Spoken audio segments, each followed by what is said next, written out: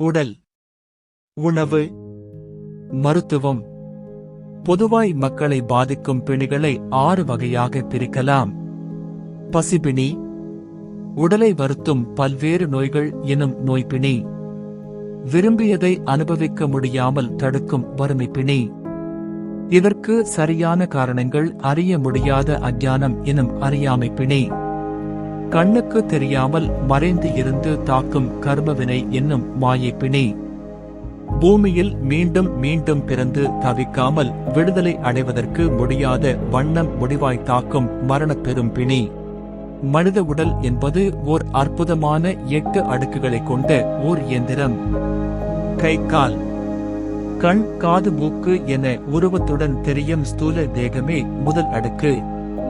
Physics பாடி. இந்த ஸ்தூல தேகத்தை இயக்குவது உயிர் என்னும் 2ஆம் அடுக்கு. ஸ்பிரிச்சுவல் பாடி.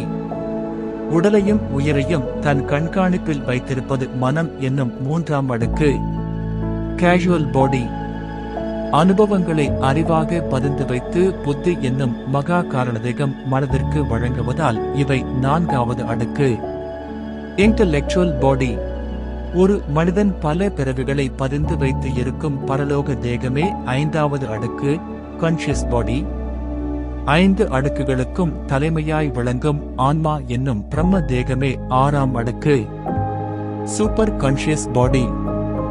தெய்வங்கள், தேவதைகள், ஒளி உலகங்கள் என அண்ட சராசரமும் அனைத்தும் நிறைந்து இருக்கும் பர பிரம்ம தேகமே 7ஆம் அடுக்கு. காஸ்மிக் பாடி.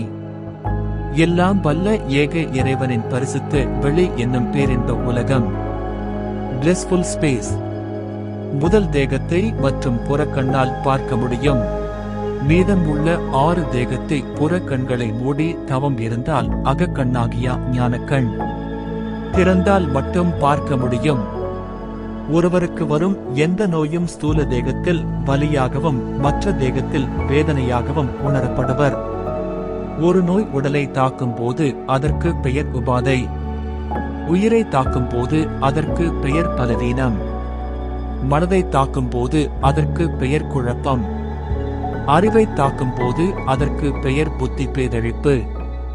5வது அடுக்கை தாக்கும் போது அதற்கு பெயர் சித்த சுவாதீனம் இன்மை. 6, 7 எந்த புறகாரணங்களாலும் பாதிப்பு இல்லை. நோய் வராமல் தடுக்கும் மருத்துவம். எண்ணெய் கொப்பளிப்பு. காலை எழுந்தவுடன் 10 மில்லி சுத்தமான நல்லெண்ணெய் 2 தேக்கரண்டி எடுத்து 15 முதல் 20 நிமிடம் வாயில் சுழற்றி கொப்பளிப்ப வேண்டும். ஒரு நோயும் வராது.